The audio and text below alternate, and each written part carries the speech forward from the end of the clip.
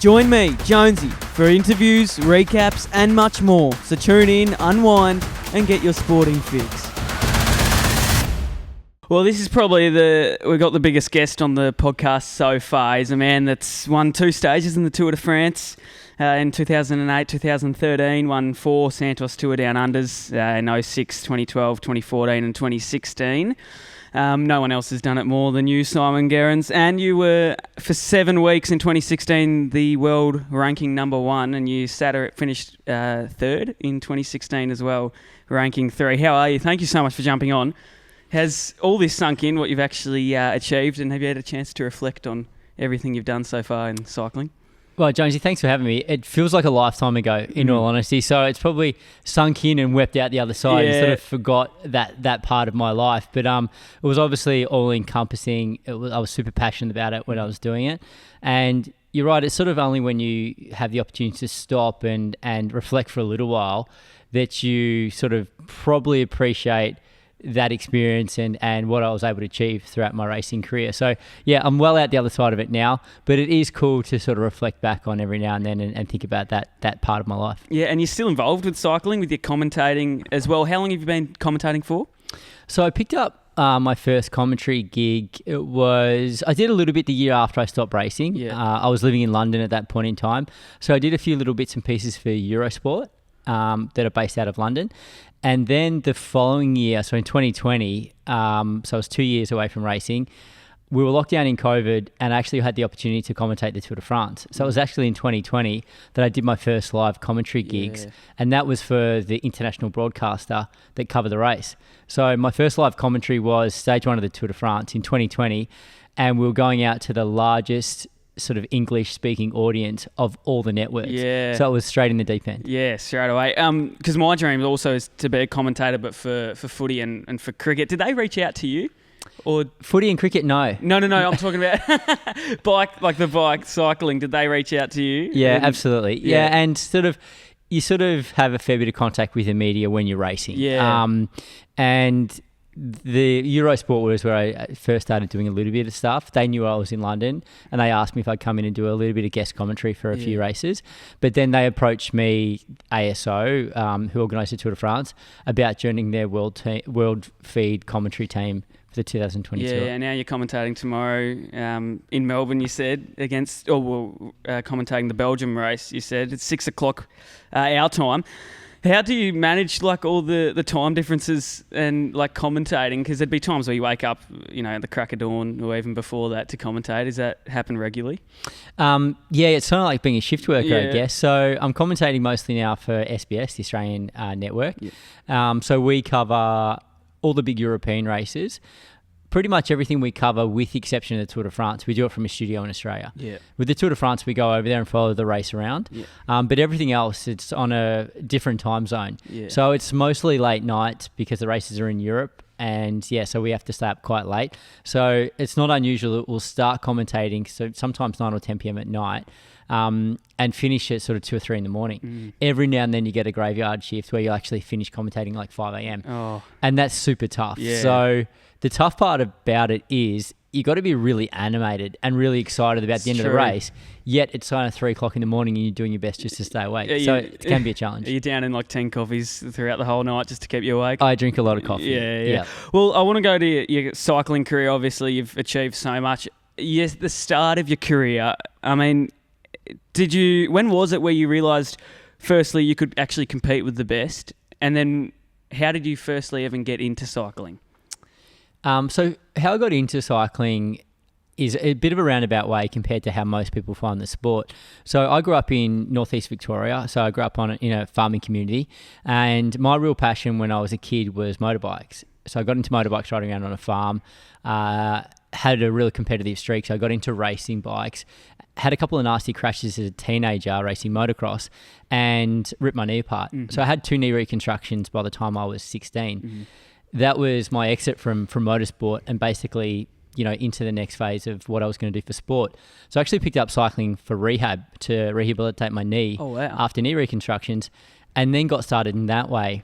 And funnily enough, I was really fortunate that a neighbour of mine in northeast Victoria was Phil Anderson. And Phil Anderson was a real pioneer for Australian cycling. He was the first non-European to wear the yellow jersey in the Tour de France. And he was just a family friend who had the neighbouring farm. So it was actually Phil who suggested that I get into cycling and offered to be my first coach. So right from starting with knee rehab, I had Australia's greatest ever cyclist. That's a very good coach. Guiding me along my way into the competitive side of the sport. So I picked it up late as a teenager. Only really started competitive cycling when I was sort of 17, 18. And within starting the sport, within 18 months of that, I was basically on a plane for Europe, pursuing the sort of next level of the sport. It wasn't really until I had been cycling for sort of 4 or 5 years where I thought, I might have what it takes to get to the professional level. Yeah. And then it was just one step after another. Going back to that knee injury that you had in the motocross, can you talk us through that exact moment and what happened? Because you ripped your knee apart, you were saying. Both knees, was it? Or just the one? One knee twice. One knee twice. So can you talk about the first time in the motocross and what was actually happening at the time? How did you actually crash? So how I actually did it, I was racing in a race in Maryborough. So I was racing at sort of regional level motocross. And I just come off on a wet, slippery jump, come down really awkward, and sort of just twisted my knee in a really bad way.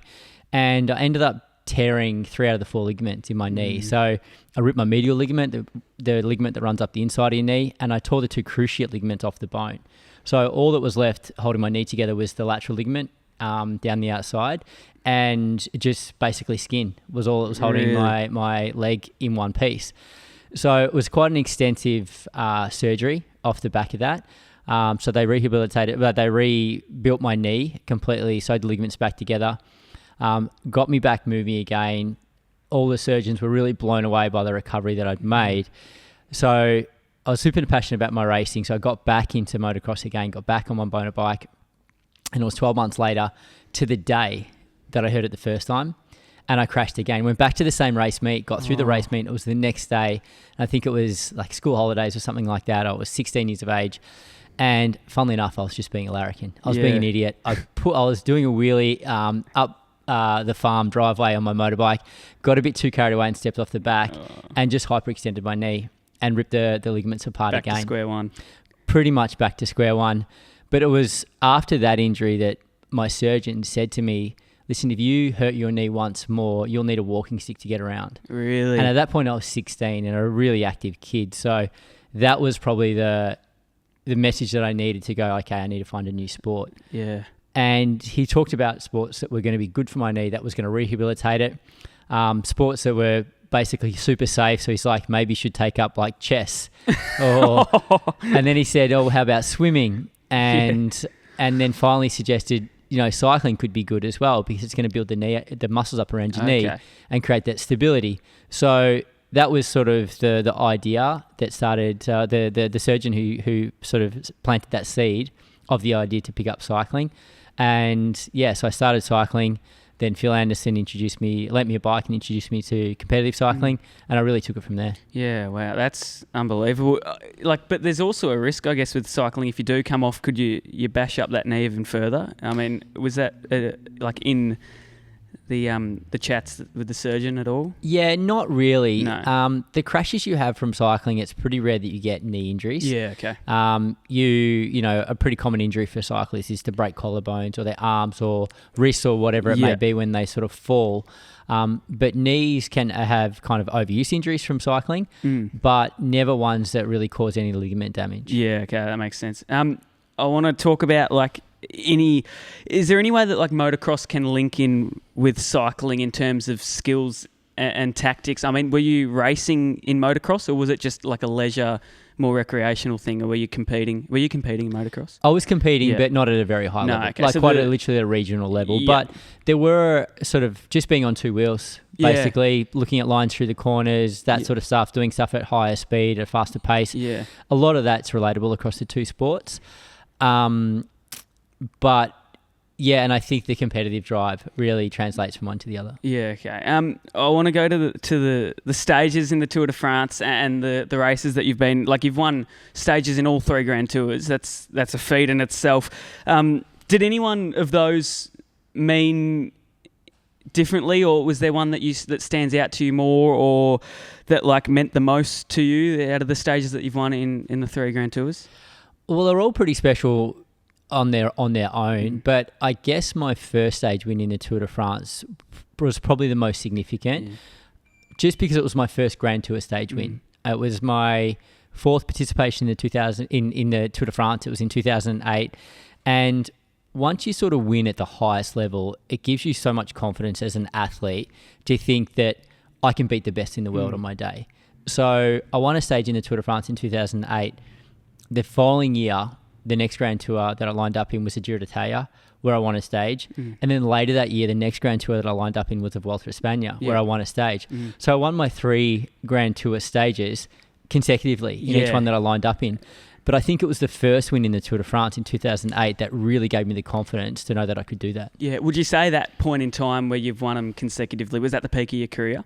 No, the peak of my career, funnily enough, was quite a few years after that. So that was in 2007 and 2008 and 9, where I won those 3 Grand Tour stages. But the peak of my career, I'm going to say it wasn't until I was in my early 30s. So that wasn't until around sort of 2014 where I had my biggest results. What results are we talking? So in 2014, I won Liège Best on Liège, which is actually the race I'm commentating this weekend. I won the Tour Down Under earlier that year. I won the national championships. I finished 3rd in the world rankings at the end of that season. And I just had a really strong, consistent year. I was in a great space in the team I was racing for. I was well supported. And I was competitive in nearly every race I'd lined up in, or every race I targeted. So I really see as that was the best year of my career. But those years, 2012, 13 and 14, that I see that were my best years. Yeah, let's go back to you building up your career to the point where you actually get into these races. What did that consist of, the training and where you started to where you made the Tour de France and the Grand Tours? What was this process all consisting of, if you can date back and mention the key things that got you to that point? Well, the big thing is to compete at the highest level, you've got to be in a professional team. And getting selected to race in a professional team is probably like getting drafted to the AFL. You can't win an AFL premiership unless you're in an AFL team. So the big step for me was, first taking up the sport, then transitioning over to living in Europe, where I was racing at the highest level in amateur racing, in order to try and get drafted or selected and signed by a professional team. Then once you're in a professional team, for example, there are up to 30 riders in any one professional team at the highest level, and only 8 compete in the Tour de France. So there are so many steps along the way to actually turning professional. You've got to get the results as an amateur cyclist. Then getting into one of those teams, it's got to be a team that's good enough to be racing in the highest level of racing, and then being in the best selection within that team to get the opportunity to be in those races. Then once you're in those races, you're actually only on the start line. Then you've got to try and get the results. So there's so many different steps along the way to actually getting to the top tier of the sport and winning at that level. Was it a frequent thoughts going through your head of, you're not going to make it, and any of that, where you're almost like diverting to another sport or to another career, or were you always set and focused on, I'm going to make this? No, I think it's only natural to have those doubts and question yourself along that pathway, along that journey to the highest level of the sport. And, if you're doing it for long enough, you're going to endure ups and downs. So I had my fair share of ups and downs when I was racing. There were many, many times that I didn't think I was going to, turn professional. I turned professional at 24, turning 25 years of age. That's super late to make that next step, or that final step to the professional ranks. These days you have 17, 18-year-olds really signing professional contracts. So I was really late, but I was also a late starter to the sport. So I thought, it might just come to me a bit later on. But then even when I was at the highest level of the sport, you're constantly questioning yourself, am I good enough? Am I as good as these guys? Can I win these races? So you're constantly sort of trying to prove to yourself that you are. Sure, I was determined. I was super passionate about it. And it was probably once I really got to the highest level of the sport that I knew that I was really good enough and was probably worthy of being there. How much pressure was there involved with every race that you competed in internationally? The pressure really depended on what your role was in the race. And sure, you kind of feel the pressure from the people around you, the sponsors, the spectators, the fans, your family to a certain extent. Everyone has expectation on how well you'll do. But I always found the most pressure came from myself personally, the pressure that I would put on myself to perform. But the way I sort of got over that, particularly when I was at the height of my career, is at that point I was sort of confident enough to know that if I'd ticked all the boxes in my preparation and I really left no stone unturned, that I could compete with the very best on my day. So once I kind of knew that, I didn't really feel the pressure like I did previously, where the expectation may have been there, but I didn't think I was up for it. Yeah. If we go to the 2013 Tour de France stage where you won, can you take us to that day and talk about, the emotions and the tactics that you used? Because what are like the most common tactics in cycling? What does that even look like? And then you compare that to the tactics that you used in that stage win. What's going through your mind tactically in each race? I mean, obviously it depends on where you're placed and how the race, I guess, occurs. But what was going through your mind in that stage? Well, sort of in cycling, there's no really 2 days the same. And, cycling or professional cycling is often referred to as chess on wheels. Yes. Like you're going on, you're putting maximum effort in and you're thinking tactically the whole time. What's your next move going to be? What are your competitors going to do? How am I going to go about getting an advantage over my competitors to try and win the race? So there's no set tactic that will work every single time. Yep. You've got to really be dynamic. You've got to really think on your feet. So you can go in with kind of a plan of attack, how you're going to go about trying to win the race with your teammates. But you can get a spanner in the works at any moment. Yep. Another team might employ a tactic that completely derails yours. You might have a mechanical setback. One of your teammates might not be performing to expectation. Something great might go your way as well. So you've got to be constantly thinking on your feet. But thinking back to the 2013 Tour de France and the stage that I won, it was a stage that I'd ridden the parcours a couple of weeks before the race. So I was quite familiar with the course at hand. I knew it was going to be quite selective. I knew it was going to be a stage on paper that suited my characteristics as a rider. It was hilly, but it wasn't mountainous. So I was confident I was going to be able to get to the finish in the lead group. And I got through in great shape. I had a fantastic team around me and I ended up winning in a reduced bunch sprint. Off the back of a great lead out by a teammate of mine who sort of paced me quite close to the line so I could open up my sprint and hold everyone off to take the stage win. Yeah, so if we go to a perfect world and you were to set your own course for you as a rider personally, what would we be looking at? What's the course and that would suit you perfectly? So I was quite good in the longer races.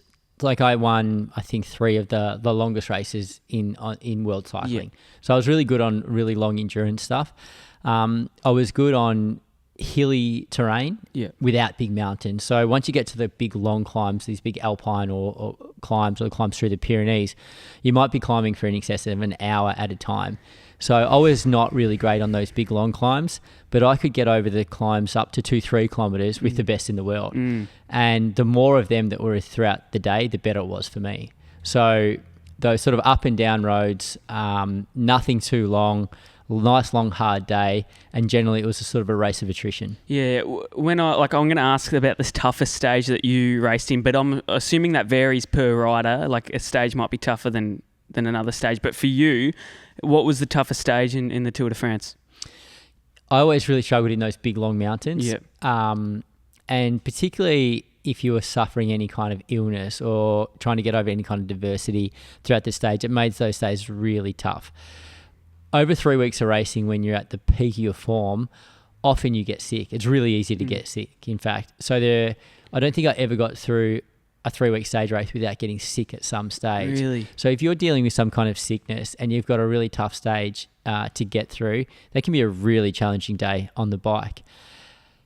I recall days where I'd had some kind of stomach bug, so I wasn't able to keep any foods down, so constantly throwing up on the bike. So then you're depleted of energy and you're getting dehydrated, so you can't put out any power, and you're literally just putting one foot in front of the other, pedaling just to try and survive the stage.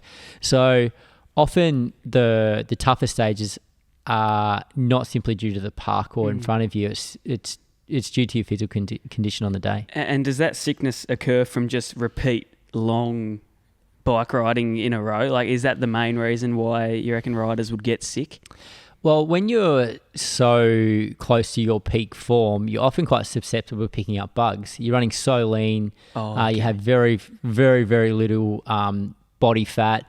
So you only might just get a sniff it over a cold day and you'll pick up a cold. It might turn into a chest infection, which will affect your breathing, that sort of thing. So it's not just because you're working hard every single day.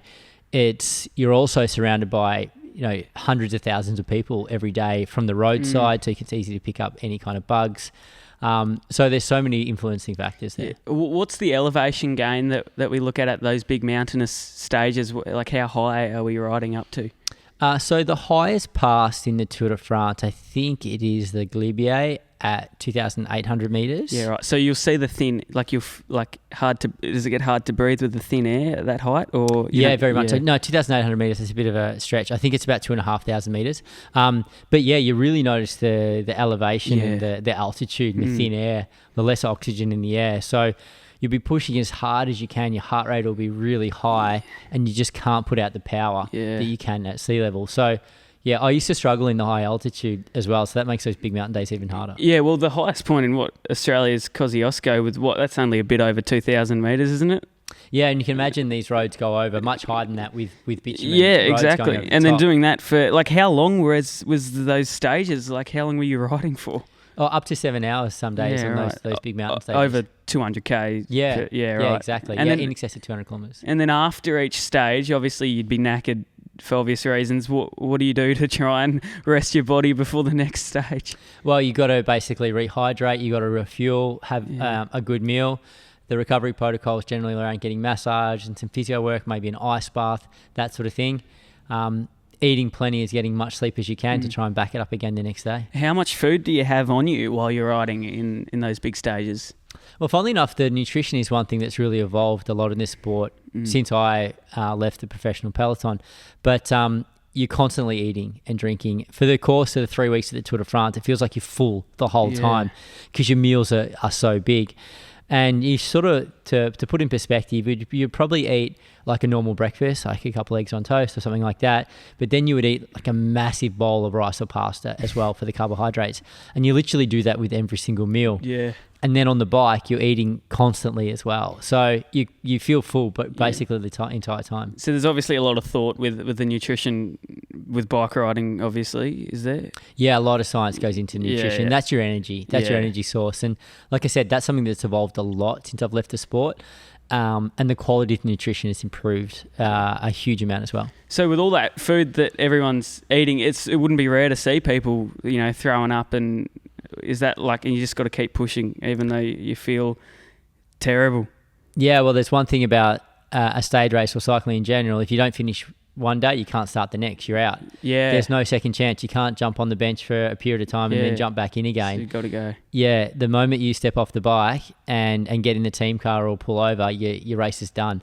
So the Tour de France is one race that guys will just kill themselves to get to the finish of. So is that the toughest race you've been a part of, the Tour de France, or is there ones that are actually tougher but less known, I guess?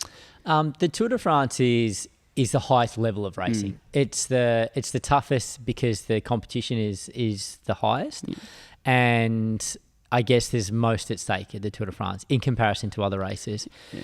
There are other very hard races on the calendar. The Tour of Italy, the Giro, is 3 weeks long, like the Tour de France is.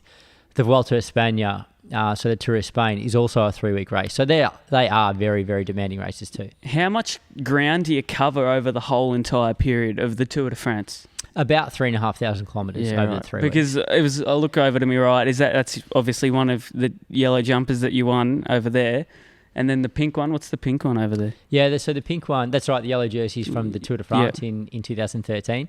The pink jersey is the leader's jersey from the Tour of Italy, so the Giro, and that was in 2015. Yeah, orange is Tour Down Under. And then, you got, they're actually good framed up there, which is good. I want to go to your injuries that you've happened. Obviously, your knees, you've done your collarbone, your wrist.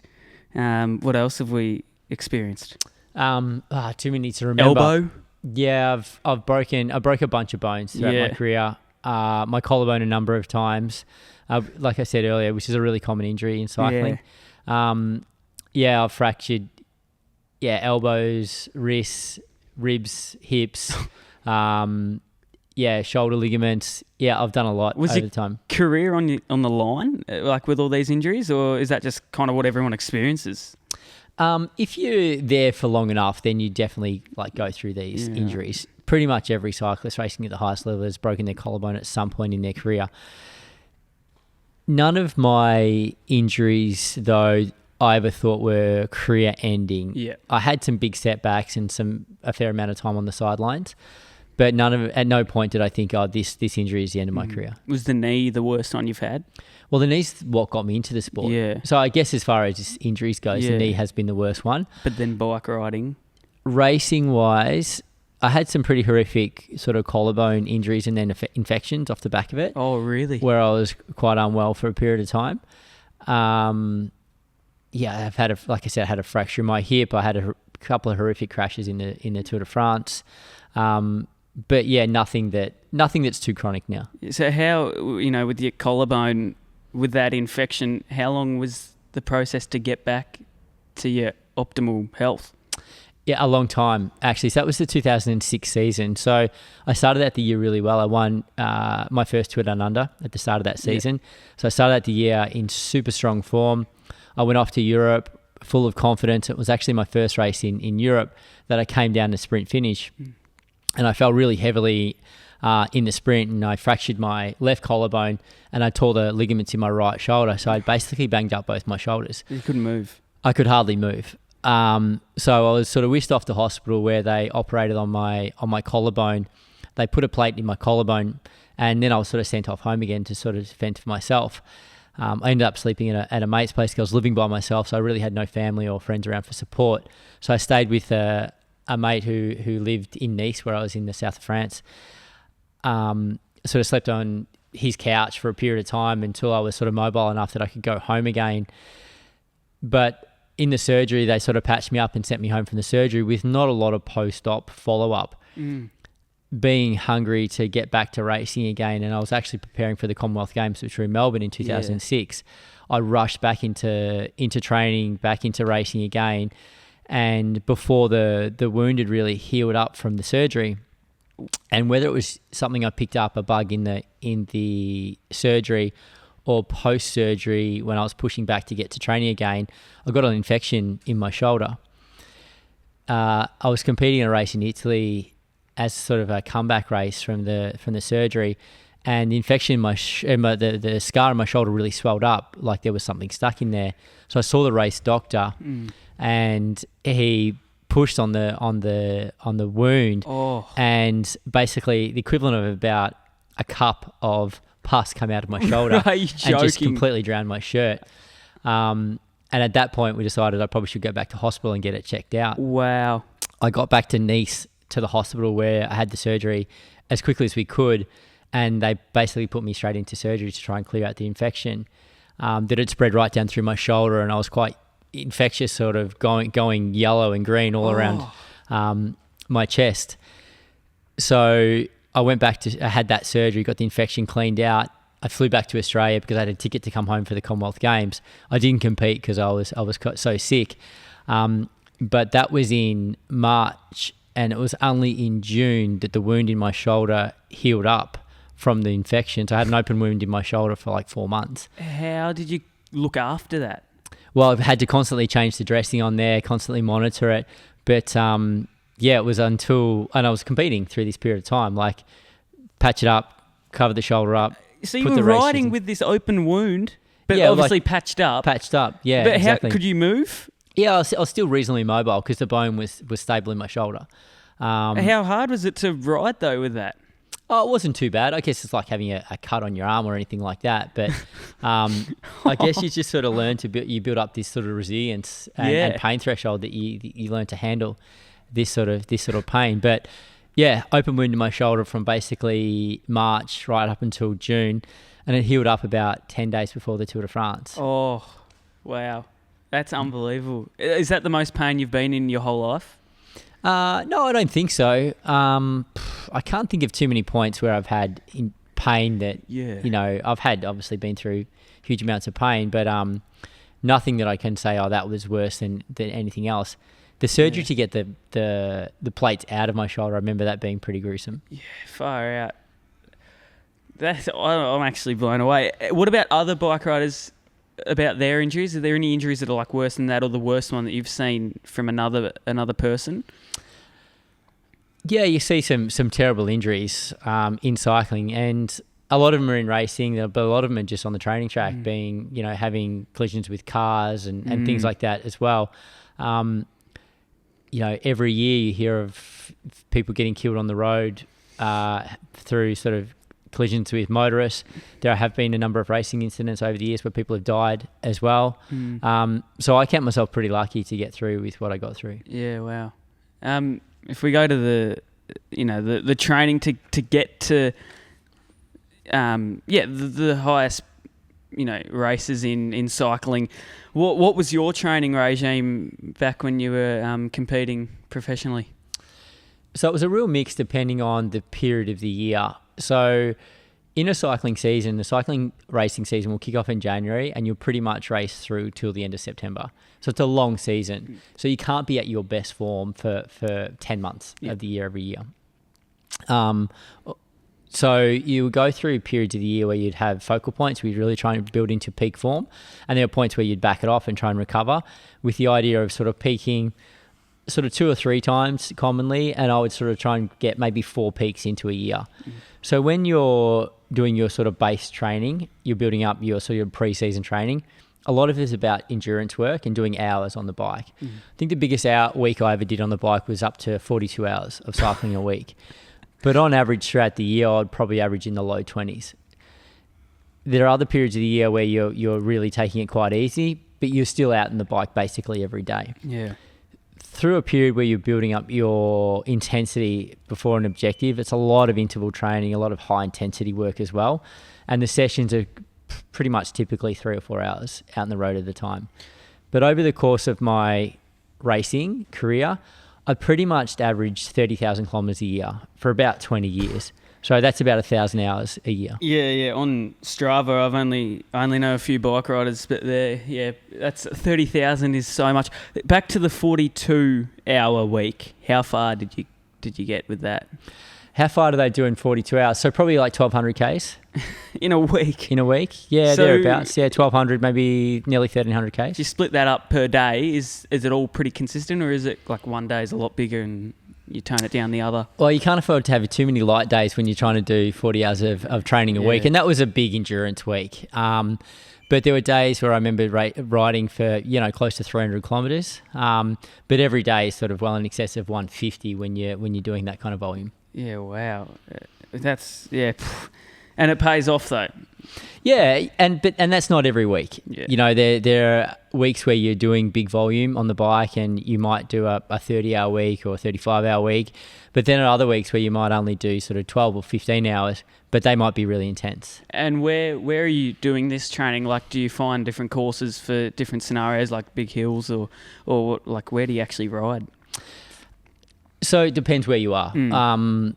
I would do a lot of my pre-season training in Australia, where I'd be based out of Melbourne, or do a stint up in Brighton, do some training up in the hills up there. The area where I grew up in Mansfield, I do a lot of training up there in the countryside. And you try and mix it up. Depending on what you need to achieve on that particular session, I would try and sort of get a bit of variety in my training. And the beauty of being a cyclist is your training track are the roads. So you can train in various environments, you can train different roads, the scenery is always changing. Yeah. And do you do it with other people? Yeah, you can do it with other people. On a big week, or when you're doing a long, sort of slow, steady ride, it's nice to have some company. Yeah. If you're doing some really specific interval work, you're doing that on your own, because you're riding to your own numbers. So it's your own heart rate or your own power output, that sort of thing.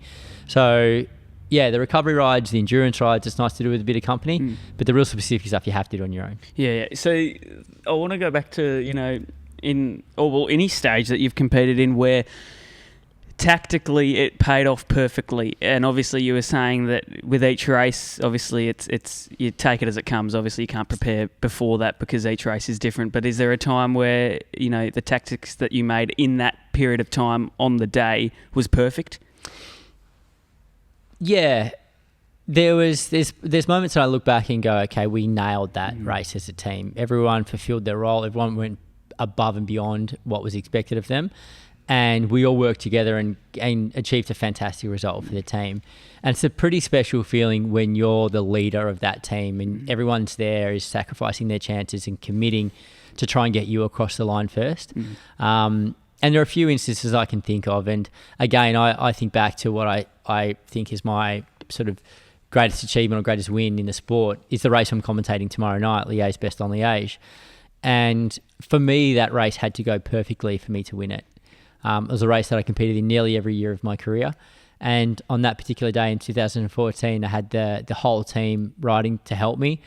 Everyone did way more than I was expecting of them and delivered me or gave me the opportunity to win that race. So that was a day that everything unfolded perfectly and I was in the condition to finish it off. So you're commentating tomorrow. Will you do you miss the competition? Obviously you're commentating, not racing, but do you miss, you know, being out there? Elements of it. Yeah, elements of my professional career I definitely miss. But, you know, it's a journey and everything sort of comes to an end. So you know it's not forever. Yeah. You just try and get the best out of it while you're there. I was super fortunate that I was able to walk away from my professional career on my own terms. I had the opportunity to sign more contracts and stay at the highest level of the sport. But I felt it was time to do something else. So I left on my own terms. And it's nice to be able to do that. What made you, why did you feel like it was time? I felt like it was time because I was a real perfectionist with the sport and how I went about it. I was super passionate, but I really left no stone unturned and I was giving it my absolute all. And I really felt like towards the back end of my career, as hard as I was working, I was not able to hit the level that I was previously. And that became frustrating to know that I was on physically, I was on the decline. I'd reset my objectives to be a teammate, to help my teammates out and that sort of thing. But when you're suffering in a race and you know you've done everything that you can to prepare, it becomes frustrating when you're not the one handing it out or the one sort of dictating the race. So at that, I thought, you know, it's time for a new challenge, time to move on from my racing career and find something else to do. Looking back, what would be the most, you know, favourite experiences that you've had racing? Oh, the camaraderie that you have with your teammates is pretty special. Like I said, when everyone's working together towards the objective of winning a race. And yeah, the feeling when that goes right and is pretty special when you're winning it at the very highest level. But it's just the time that you spend with the people around you that you probably cherish the most. So yeah, there is sort of, I look back on my racing career with a number of fond memories, but I also think, you know, it's a short window in my life. Mm-hmm. I was racing professionally for 13 or 14 years. Not long. It's not long in the big scheme of things. So you get out of it what you can get out of it. Yeah. Did you experience, obviously there's highs and lows, and were there really tough times involved with your 13 years of racing? Absolutely, there were tough times. But for me, the toughest times were those times of uncertainty. When you had a nasty crash and you're in the back of an ambulance going to a hospital, and it wasn't so much the pain that you were going through at that point in time or the disappointment from not finishing that race or not meeting your target in that race. It was because you didn't know what was next. Yeah. You didn't know how long you're going to be sidelined for. You didn't know the extent of your injuries. So for those brief few hours there until you got a diagnosis by a doctor, you're basically goalless because you don't know when you can set your next objective. You don't know when you're going to be back on your bike, when you're going to have a number on your back again. You don't know if it's you've just done the last race of your career. So those moments of uncertainty are the most challenging. Once you get to the hospital, you've seen a doctor and they say, okay, these are your injuries and this is how long you'll be out for. then you start planning again. Then you start setting new objectives. Then you've got something to work towards. Then you're back on track and you're right again. Yeah. But until you're at that point in time, it's super tough. And obviously you've worked so hard to get to the Tour de France and the stages and everything. With a crash that happens, how frustrating is it? Obviously it's frustrating, but I mean, can you take us in as to, you know, how much, not physical pain, but like emotionally, with, you know, the work that you've put in for a crash to happen and for the rest of the race to be, you know, undecided with you? How does that feel inside you? Well, it's devastating to crash out or not finish any race. But like I said before, the hard part is when you're in that period of uncertainty. But it really depends on the race and your role in the race. And the Tour de France is really interesting because the circus goes on. Like, it's such a big event. It's your whole life for a period of time. The moment that you crash out, it's over. You're on your way home. You're fending for yourself. And the race keeps going on. Yeah. The media follows the race around. They forget about you really quickly. Yeah. And as far as enduring the setbacks, probably one thing, a strength and a weakness of mine when I was racing was I never let setbacks get me down for too long.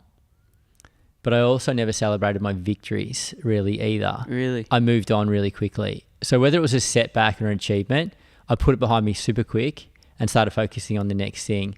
So to my detriment, I probably didn't really celebrate my victories throughout my career. Yeah, I was going to ask why that is, but... Yeah, but also the advantage of that was I never let my setbacks get me down for too long either. So I was constantly looking ahead. And, you know, what you sort of opening question is, you know, have I had the opportunity to reflect on my achievements throughout my career, is I only really did that post-career or when I was enjoying some downtime, because when you're in the moment, you never really appreciate what you're accomplishing. Because there's so many people that follow bike riding, and obviously the Tour de France is the highest of the highest, and for you to compete in that at the time, you probably wouldn't have thought much of it, would you? No, not at all. Well, you sort of, the size of the Tour de France is all around you, you know, and once you're there and you're experiencing it, you sort of come to the realization of how big it is. But I reflect, and a good example of what you talked about is, do you appreciate the moment you're in? Off the back of the 2013 Tour de France, which was the most successful Tour de France I participated in, it was the year that I won stage 3. We won the team's time trial also on stage 4. I took the yellow jersey. I had it for a couple of days, passed it on to a teammate who wore it for a couple of days as well. And I was in various other sort of decent results throughout the race. But at that point in time, I wasn't really reflecting and thinking, wow, I've got the yellow jersey. Oh, amazing, we just won the stage. And it was off the back of that Tour de France. I was on, like 3 or 4 days after the race, I was out on a little recovery bike ride from my home base, which was in Monaco. Rode into Italy to the first little village where I stopped in a cafe, and I used to buy some coffee beans from this guy there. And this guy, I can't think what his name was, probably Giovanni or something, he said to me, Simon, what have you been up to? I haven't seen you in a few weeks. And I said, I've actually been competing in the Tour de France. He's like, oh, fantastic. How did you go? And I said to him, well, we actually won 2 stages and I wore the yellow jersey and did this and this. And it was only at that point in time I'm like, holy shit. You realised? That's when the realization I've actually set in about when I said it out loud to someone who was completely unaware of what we achieved in that race. And that, again, it's interesting that you think at that moment, you're so caught up in the moment, you're not appreciating what you're achieving. It's only afterwards when you're explaining it to someone else and you say it out loud that the realization kicked in. I got goosebumps from head to toe. Yeah, that's so fair. And you're not the first person, like the people that we've had previously in the same situation. You know, they achieve these things and then it's only after where they finish where they actually reflect. And it's interesting because you'd almost... But it's fair enough because looking in, you'd almost say, you know, once you win it, you know, it's amazing. A lot of people celebrate, but a lot of people don't. And I think afterwards, people actually have that time to reflect and and realise what they've actually done. Because with the Tour de France, you do it day after day, and then you lose. Like one time you'll have the yellow jersey, one time you won't, and then you probably forget about it. But it's so true what you have. Obviously, is it the whole, or like what percentage of the whole Tour de France and the other races are there people on the side cheering you on? Like what percentage of that race are there people there? Of the 3,500 kilometres of the Tour de France, there's probably someone standing on the roadside, about 3,450 of those. Wow. There's literally people along the road the entire time. How important is that to cheer? Well, it's super cool, but it's also super intense. Like you are under the watchful eye of people around you the entire time. You feel like you're a goldfish in a bowl surrounded by people the entire time. And these people are so excited to see the race come past. They're generally yelling at the top of their lungs. So the sound just becomes deafening. For the whole time. For the whole time. That would be annoying. Oh, it's super fatiguing. And the racing is so intense as well. So not only are you concentrating 100%, but you have people screaming in your ear the entire time. And those people will be centimetres away from you. Yeah, they pretty much touch you. You're brushing them with your shoulder. How annoying would that be? Well, it's sort of part of it. That's what you sort of buy into when you sign up to do the Tour de France. But all cyclists basically have like these noise cancelling headphones.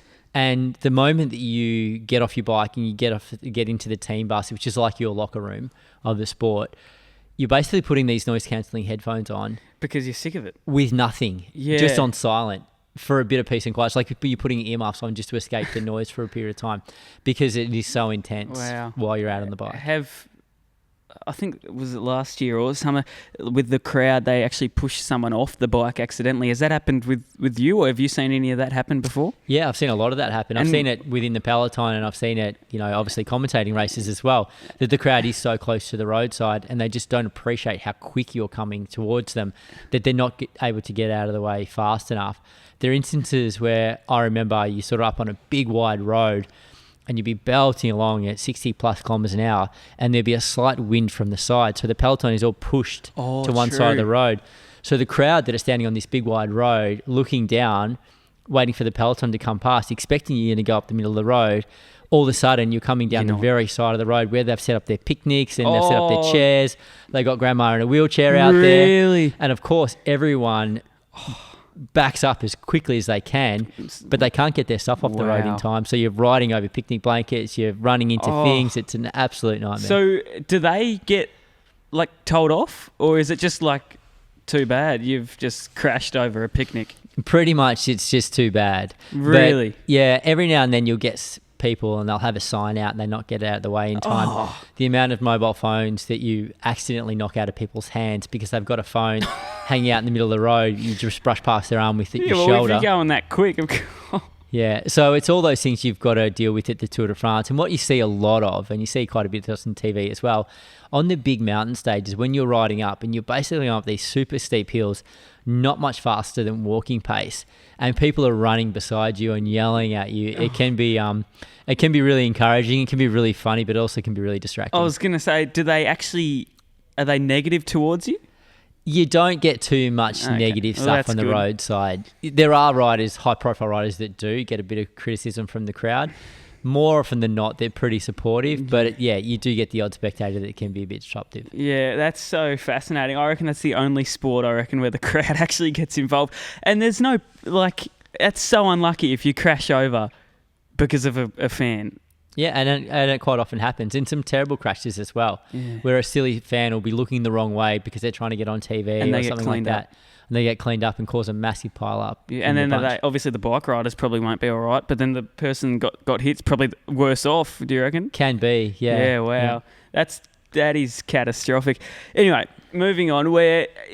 Obviously we're not in the studio today. We're here at Hendry's, your business, which you took over a year ago, you were saying. Why do we get in charge of this? What made you decide I want to run this? So I moved back to Australia in 2020 throughout COVID lockdowns. Came back from Europe after living overseas for over half my life at that point in time. Moved back to Melbourne, where my wife's from. Moved into a house that we bought a few years earlier, and really sort of restarted our lives back in Australia.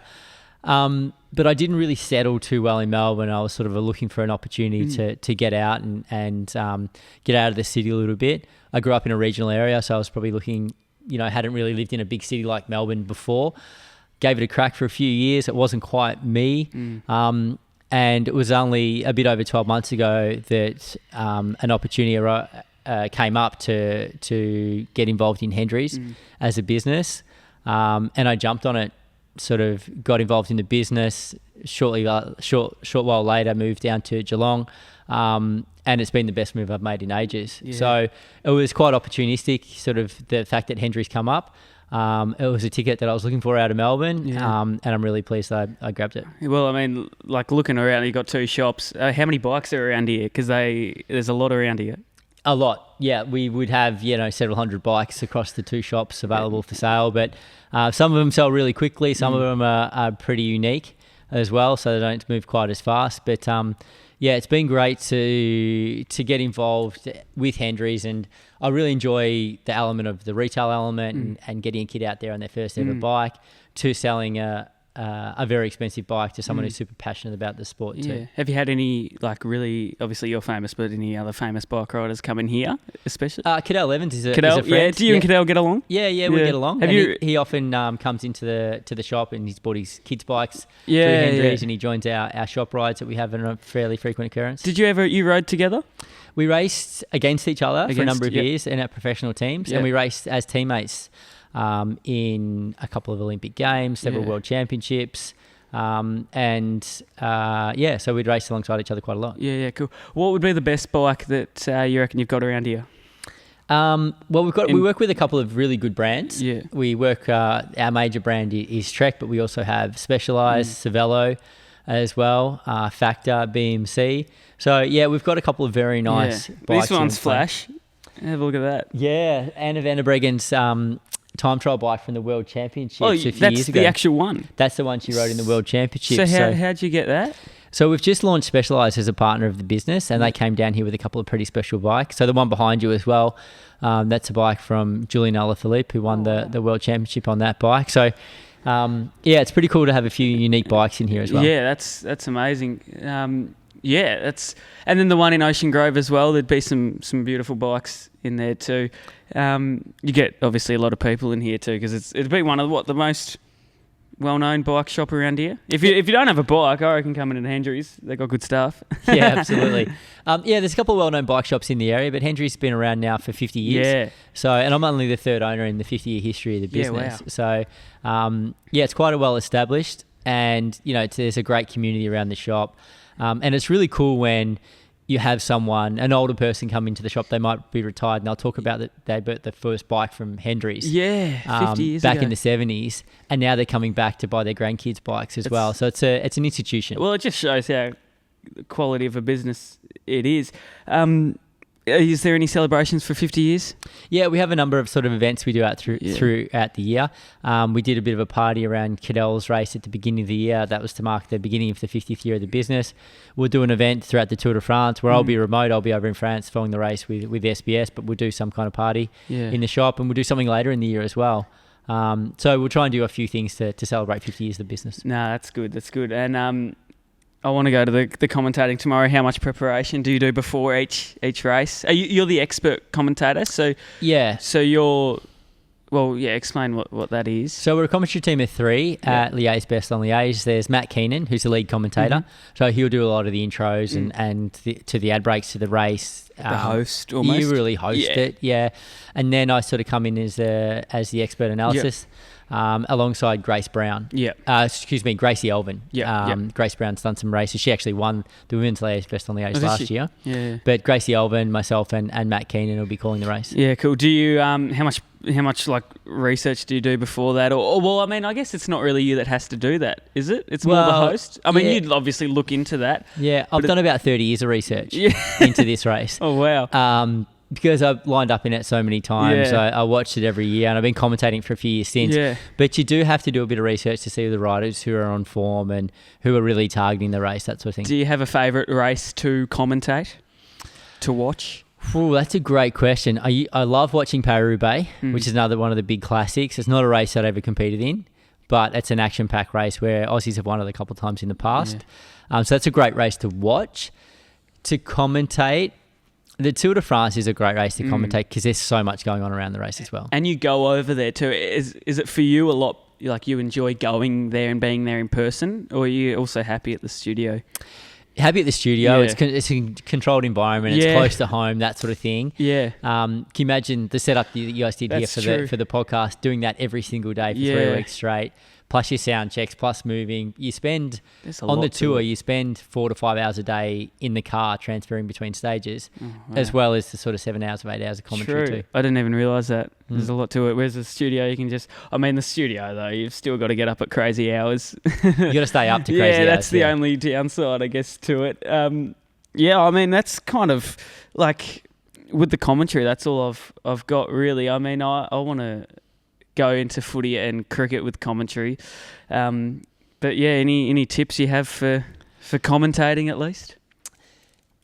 I'm sort of fortunate that I come from the other side of the fence. So I sort of gained my experience sort of on the road and learning about the sport in that way. But the guy who I work with really closely, Matt Keenan, the lead commentator, the host, how he got into it, he would commentate every opportunity. He would commentate local races, club races, state races, national races, until he finally sort of built up his knowledge and his commentary expertise, that he got the opportunity to start commentating some international races as well. So following Matt Keenan's career as a commentator, the one thing that I would encourage you to do is every time you get the opportunity to grab the mic, jump on it and start calling it. Yeah. I've been doing a bit for the school, at least, for athletics and swimming, which is pretty cool. I just love it.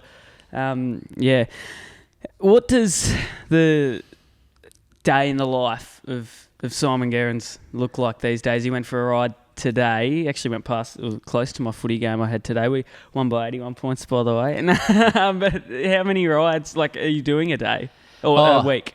Yeah, I try and ride my bike 2 or 3 times a week. And I never stop riding. The year after I stopped racing professionally, I was still riding my bike each week. So it's something I've never stopped doing. But for me, I'm doing it for a completely different reason now. It's to stay fit and healthy. It's a social outlet as well. Most of my friends I know through cycling, it's the one thing we enjoy doing together.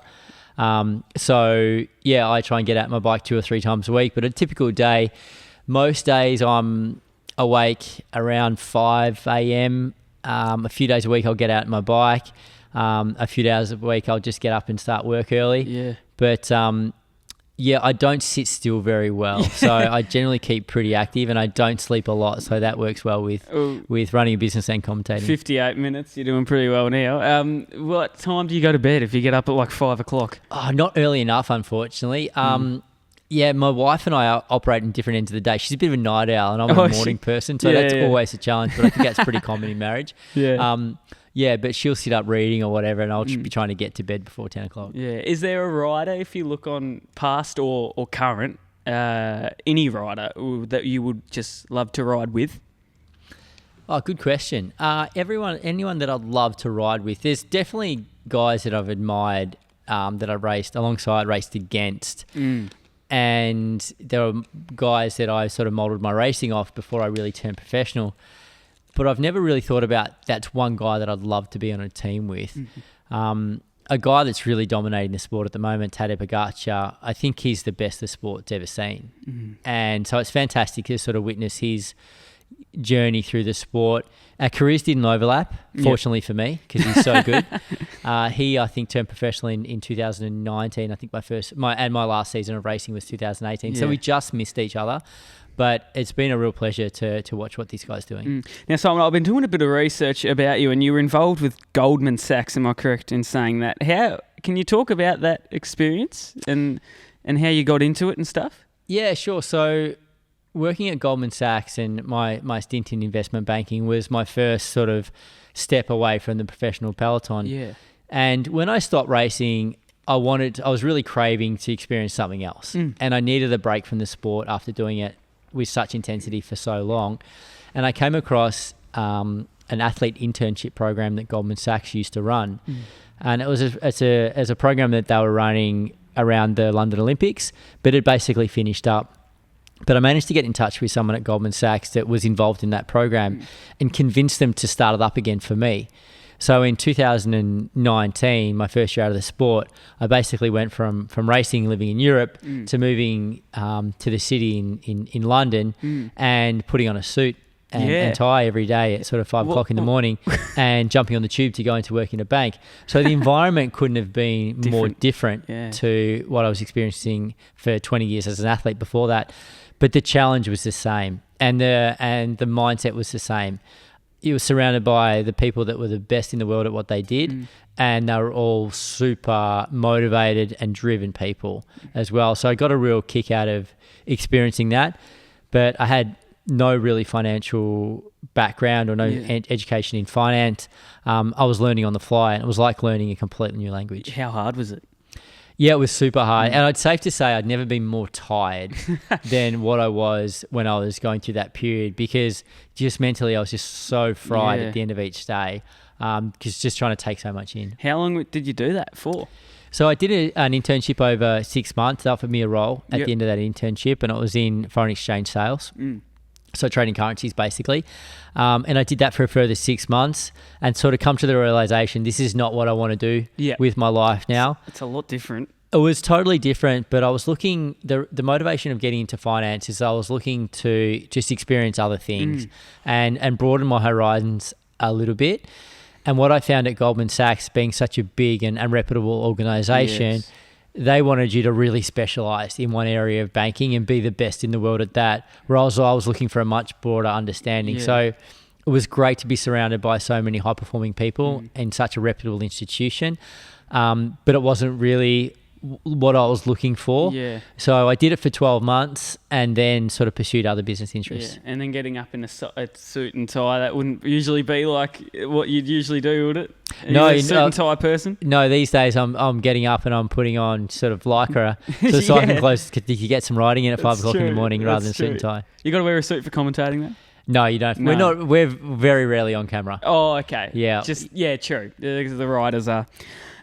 Well, the last bit. So this is a segment that we have every interview, and it's the hot seat. So you're in the hot seat. So before I go around to 10 different people prior to this interview, and I say, right, if you can ask Simon one question, what would it be? So I've got 10 questions here from 10 different people. Are you going to tell me who those people are? Well, it's anonymous. If you want to know, I could tell you. No, just out of interest. This is, and it's all just like, it's off the rails, some of them. Okay. Right, so feel free to not answer fully. Okay. The first one is, what do you do when nature is calling on the bike? You let nature take its course. Really? Yep. You basically if you've got to do a wee, for example, if you've got to pee from the bike, you learn actually to relax enough to roll along and wee at the same time. Really? Yeah. So you do that in a race environment. You just urinate in your pants. No, you don't urinate in your pants. You urinate on the roadside as you're rolling along. How do you do that? Well, you've got to learn to relax the same way you take a wee normally. Do you get any other bike riders while you're at it? No, you sort of try and get to the roadside so you're not weeing on anybody. Oh, boy. Yeah. And what if you got to defecate? Well, that you generally learn to hold on to. So you got it. Well, what if you can't? What if you can't? Well, there have been no, you don't have to answer that. There has been some instances where you see riders and they'll basically jump off their bike, go for some bushes on the side of the road. Yeah. Well, get away from the cameras. Do they wear nappies at all? No. No, okay. So you don't reckon there's been any riders that have done it in their pants? Maybe if you've had some guys been sick and had like diarrhea or something like that. Oh, that would not be good. Yeah, that would be pretty nasty, but I've never had that. Yeah, but that would cost you almost the race if you get out in the bush, would it? Like, you'd be better off holding on, wouldn't you? It depends how quickly you can do it, I guess. Depends how bad you need to go. Yeah, that's interesting. Is cycling an aggressive sport in terms of sledging? Like, is there sledging on the bike? There's not a huge amount of sledging on the bike because it's not easy to sledge when you're at 190 beats a minute. You know, it's not easy to talk in that environment. But you hear some fantastic sledging and heckles come from the roadside. What's the best one you've heard? Well, you kind of hear people. The best one I've actually heard, it came in the direction of a good mate of mine, Mark Renshaw. And he'd been thrown off the Tour de France for headbutting in a sprint finish. And he was on his way home from the Tour de France the next day, and he was about to get on the train in some little country town in France back to where his home base was. And the sledge actually came over the train announcement. To the train announcer was sledging Renshaw as saying, on your way home from the Tour de France, Mark. No word of a lie. Oh, wow, that's gold. Well, any suggestions for the name of this segment? So I've been sitting at school trying to think of a name for this segment, and we've called it the hot seat today, but we actually don't have a name. So do you have any suggestions? This is actually one of my questions. Right. Any suggestions for the name of this segment? For this segment? We had like 10 random people, 10 random questions, but no. Like, can we fit that into a... We actually had 10 people, 1 victim. Oh, yeah. Which... Yeah, I like that. I liked it, but Tommy behind the camera thought it could have been a bit too far. Yeah. Well, I can say that because these questions are anonymous... Yes. What most athletes can't stand is the anonymous people on social media having cracks at them. Oh yeah, as in bagging them, bagging them out. And they generally call them armchair critics. Armchair critics, yes. Well, yes. So this is like questions from like the armchair critics or that sort of thing because it's anonymous. Yeah, so you could put armchair in here, armchair. Yeah. No, I don't mind it. Yeah. We'll keep thinking. The armchair experts, maybe. Armchair. Yeah, well, that's already a show in Channel 7 for footy, though. So is it? Right, I didn't know that. Copyright, armchair experts. Anyway, is Lycra actually comfortable? Yeah. It is? Yeah, as long as it's not too tight. Yeah, okay. If you weren't a bike rider, what would you be? Be running the business. This one? Yeah, probably. Because I'm not a bike rider and I'm running the business, so... Most famous person in your contacts? Most famous person in my contacts? Good question. In your world, probably I've got a few AFL footballers in there. A few guys that I know a little bit. I used to know Armstrong a bit, Lance Armstrong. He was like... yeah. Yeah, you could say famous, infamous. Yeah, yep. Yeah. So I used to... I don't have his number now. But yeah, he's in my contacts for a while. Not sure who else. Yeah. Well, most people in the sporting world. I don't watch too much bike riding, but I know Lance Armstrong. There you go. Yep. So yeah, it's yes. Favourite footy team, AFL? I grew up following the Pies. Still do? Yeah. I don't follow it too closely. Well, yeah, you won yesterday. I probably need to get on board with the Cats down here now, don't I? Well, I don't go for them. How far are you riding weekly? Kind of already answered that, but... Yeah, about 100 Ks. Yeah. Highest and lowest moments in your career? Highest moment in my career, I think, personally, was winning Liège, the race that we've talked about a little bit. Publicly is probably, wearing yellow jersey at the Tour de France. And lowest points... Yeah, like I said, like we've touched on, those moments of uncertainty when you've had some horrific injuries. Yeah. And lastly, what's the prize for winning a stage in the Tour de France? Or is there no prize? You get a cool little trophy. Yeah. You get to stand up on the podium, all that sort of thing. There's some prize money to it, but the prize money sort of is insignificant in the big scheme of things. Yeah. I think it's about 12,000 euros to win a stage in the Tour de France. Okay. Yep. So like equivalent about 20,000 Australian dollars. Yeah. Which sounds like a lot of money, but by the time you split that across your 8 teammates and your team personnel and everyone that gets a clip of it, you don't really see much in your bank account. But it's more the prestige that goes with it than the check at the end of the day. Yeah. Well, that's all we've got. Do you want to say anything else on whether it be about the business or any last comments, promotions any events coming up that you want to talk about? Jonesy, no, it's been an honour to be on your podcast, mate. I appreciate you for jumping on. And it's great that you were able to come in to Hendry's and check out the shop. Well, it's brilliant. There's so many bikes in here, and I guess if anyone is around the area, can they order online at least? Absolutely. Oh, okay. Well, you don't even have to be in the area. Just get on Hendry's. They've got great bikes. And what else do you sell? We've got some helmets. Yeah, we've got the workshop everything here. Yeah, get your bike fixed up, get your bike serviced. What else have we got? Yeah. Literally everything. Have to get you and your teammates down here, mate, for a bit of cross training. I know. We'll have to ride to training from now on.